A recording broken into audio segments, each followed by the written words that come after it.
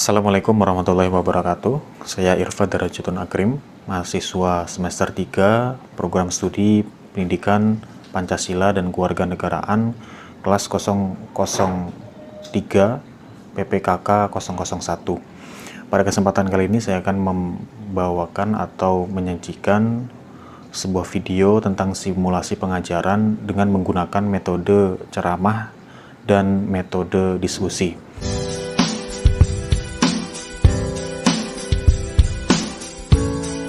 Assalamualaikum warahmatullahi wabarakatuh. Selamat pagi anak-anak semuanya. Gimana kabarnya hari ini? Ya, baik, alhamdulillah. Sebelum kita memasuki pelajaran pada hari ini, marilah kita berdoa terlebih dahulu. Silakan KM untuk memimpin berdoa.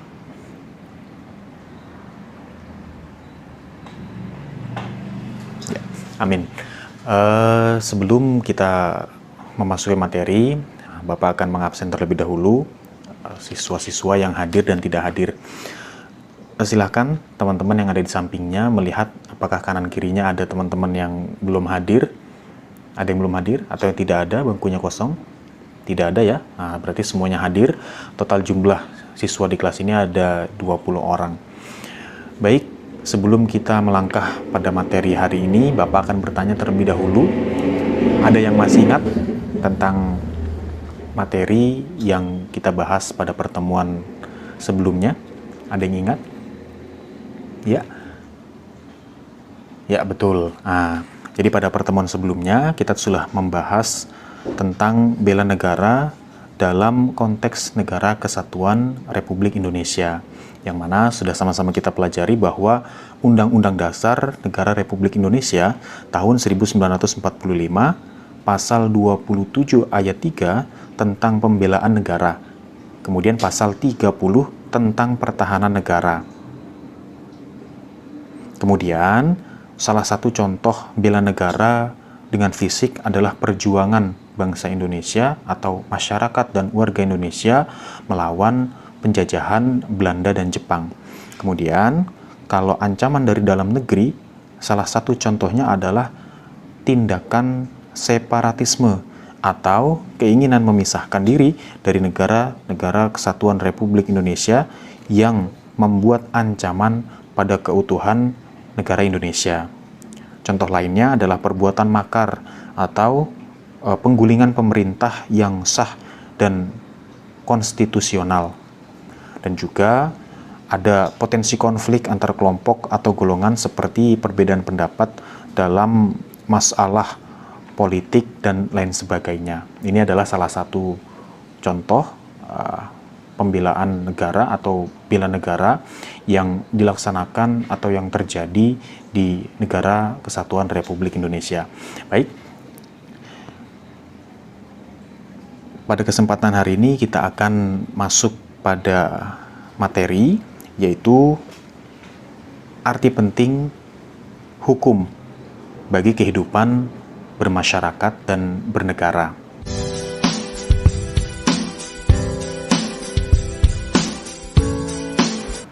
Arti penting hukum yang berlaku dalam kehidupan bermasyarakat dan bernegara.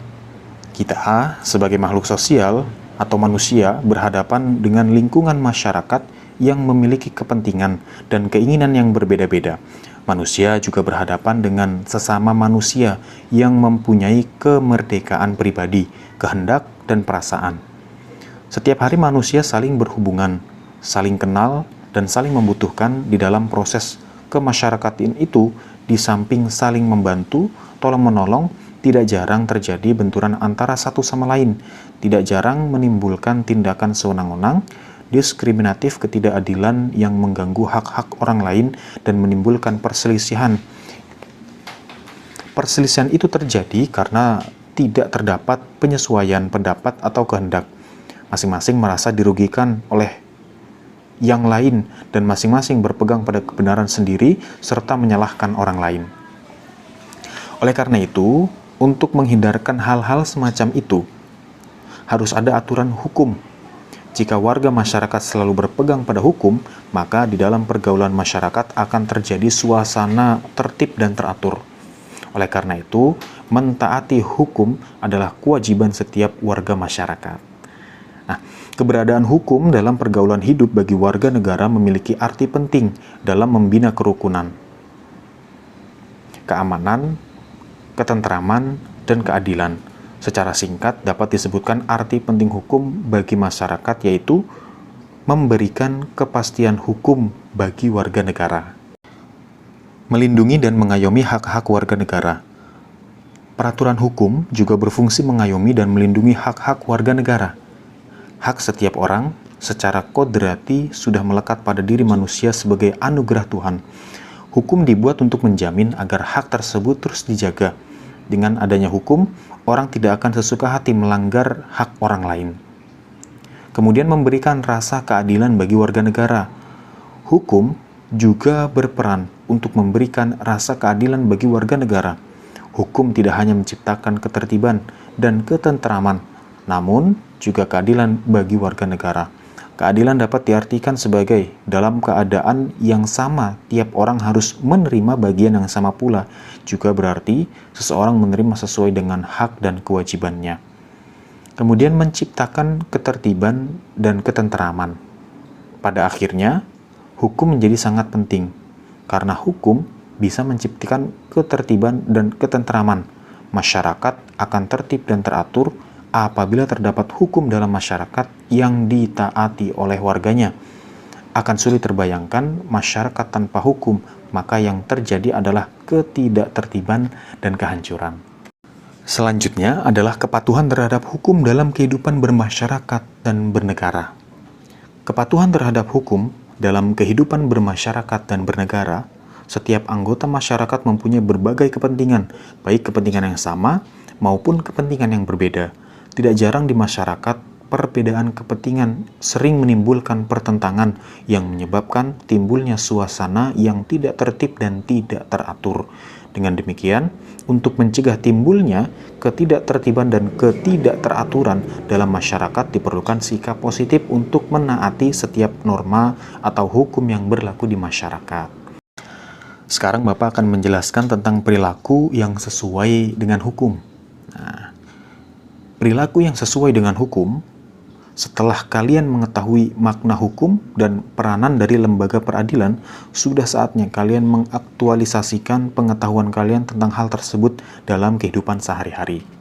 Sambil kalian mengaktualisasikan pengetahuan kalian tersebut melalui pelajaran kali ini, Bapak akan bimbing dan mengajak untuk mengidentifikasi perbuatan-perbuatan yang sesuai dengan hukum yang berlaku.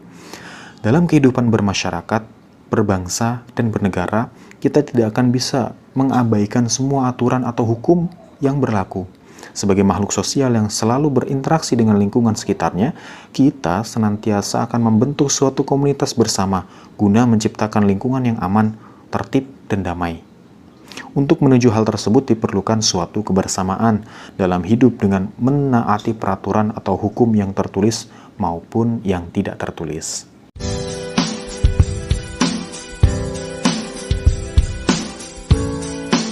Sekarang Bapak akan membuat beberapa kelompok. Teman-teman silakan membuat kelompok, mencari teman kelompoknya masing-masing. Nanti setiap kelompok akan ditugaskan untuk mencari atau mengamati. Sudah membuat kelompok? Ya, kalau sudah, nanti tiap-tiap kelompok akan Bapak berikan soal. Silahkan dipecahkan soalnya, didiskusikan bersama teman kelompoknya masing-masing. Silahkan untuk tiap-tiap kelompok untuk mengamati ketertiban atau ketidaktertiban lingkungan di sekitar kalian, seperti sekolah, pergaulan, masyarakat, bangsa, dan negara. Tentukan satu keadaan yang menunjukkan ketertiban atau ketidaktertiban tersebut. Baik, sudah selesai? Nah, kalau sudah selesai, silakan perwakilan dari setiap kelompok untuk maju ke depan. Untuk kelompok A, silakan untuk menjelaskan hasil temuannya atau hasil diskusinya. Ya, benar. Nah, kelompok A memberikan hasil diskusi tentang kejadian atau keadaan yang menunjukkan ketidaktertiban, yaitu contohnya di lingkup sekolah, dengan adanya saling mencontek. Perbuatan saling mencontek ini merupakan perbuatan yang tidak menunjukkan ketertiban, karena itu melanggar dari tata tertib yang ada di dalam sekolah. Ya, sudah bagus. Terima kasih untuk perwakilan kelompok A. Kemudian selanjutnya kelompok B, silahkan. Ya, betul. Untuk hasil diskusi kelompok B, yaitu mengambil keadaan di lingkungan masyarakat banyaknya pengendara motor yang tidak menggunakan peralatan perlengkapan keamanan untuk berkendara, seperti tidak menggunakan helm, jaket, ataupun sepatu. Ini adalah salah satu contoh keadaan masyarakat yang tidak menunjukkan sikap ketertiban. Dalam hal ini, dalam berkendara berlalu lintas di jalan raya. Ya, sudah bagus. Silahkan. Kemudian yang selanjutnya, kelompok yang ketiga, silahkan perwakilan untuk mempresentasikan hasil diskusinya. Ya, benar sekali.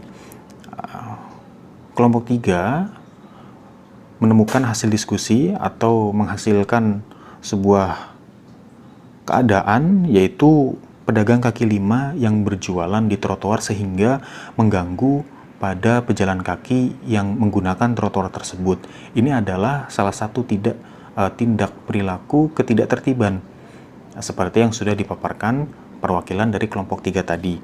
Ini merupakan perilaku yang tidak menunjukkan ketertiban dalam masyarakat, sehingga hasilnya bisa mengganggu dari pengguna jalan yang menggunakan trotoar tersebut. Ya, baik, terima kasih atas kelompok 3. Kemudian selanjutnya kelompok 4, silahkan dipresentasikan hasil diskusinya. Ya, betul sekali. Diskusi yang dilakukan oleh teman-teman kita di kelompok 4 menghasilkan keadaan, yaitu merokok di kawasan umum sehingga dapat menimbulkan ketidaknyamanan bagi orang lain yang tidak merokok. Ini juga termasuk dalam keadaan atau situasi yang tidak menunjukkan ketertiban atau tidak tertib dalam lingkungan masyarakat. Baik, semuanya sudah mempresentasikan, sudah baik. Bapak mengapresiasi hasil kerja kelompok kalian, hasil diskusi kalian. Kalian sudah dapat belajar dengan baik dengan cara berdiskusi, kemudian dipresentasikan kepada teman-teman semuanya, dan semuanya benar. Berarti sampai di sini siswa-siswa semua, anak-anak semuanya sudah memahami arti penting hukum dalam kehidupan berbangsa, bermasyarakat, dan bernegara. Baik anak-anak semua, tadi Bapak sudah menyampaikan dari awal tentang definisi arti penting hukum yang berlaku dalam kehidupan bermasyarakat dan bernegara, juga tujuan dari hukum yang berlaku dalam kehidupan berbangsa dan bernegara. Tadi anak-anak juga sudah membuat kelompok, sudah mendiskusikan apa kejadian atau perilaku yang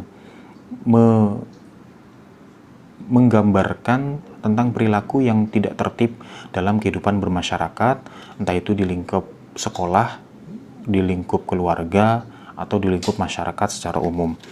Setelah ini, Bapak akan memberikan rangkuman dari pembelajaran yang sudah kita lewati tadi, yaitu ketaatan atau kepatuhan terhadap hukum yang berlaku merupakan konsep nyata dalam diri seseorang yang diwujudkan dalam perilaku yang sesuai dengan sistem hukum yang berlaku. Tingkat kepatuhan hukum yang diperlihatkan oleh seorang warga negara secara langsung menunjukkan tingkat kesadaran hukum yang dimilikinya. Kepatuhan hukum mengandung arti bahwa seseorang memiliki kesadaran untuk memahami dan menggunakan peraturan perundang-undangan yang berlaku, mempertahankan tertib hukum yang ada, menegakkan kepastian hukum. Ciri-ciri seseorang yang berperilaku sesuai dengan hukum yang berlaku dapat dilihat dari perilaku yang diperbuatnya. Di antaranya, disenangi oleh masyarakat pada umumnya. Kemudian, tidak menimbulkan kerugian bagi diri sendiri dan orang lain. Kemudian, tidak menyinggung perasaan orang lain. Kemudian, menciptakan keselarasan. kemudian mencerminkan sikap sadar hukum, mencerminkan kepatuhan terhadap hukum. Perilaku yang mencerminkan sikap patuh terhadap hukum harus kita tampilkan dalam kehidupan sehari, baik di lingkungan keluarga, sekolah, masyarakat, bangsa, dan negara. Berikut ini adalah contoh perilaku yang mencerminkan kepatuhan terhadap hukum yang berlaku. Di antaranya, dalam kehidupan di lingkungan keluarga, mematuhi perintah orang tua, ibadah tepat waktu, menghormati anggota keluarga yang lain seperti ayah, ibu, kakak, adik, dan sebagainya untuk melaksanakan aturan yang dibuat dan disepakati keluarga. Kemudian dalam kehidupan di lingkungan sekolah, diantaranya menghormati kepala sekolah, guru, karyawan, dan tenaga pekerja yang lainnya, memakai pakaian seragam yang telah ditentukan, tidak mencontek ketika sedang ulangan, memperhatikan penjelasan guru, mengikuti pelajaran sesuai dengan jadwal yang berlaku, dan tidak kesiangan.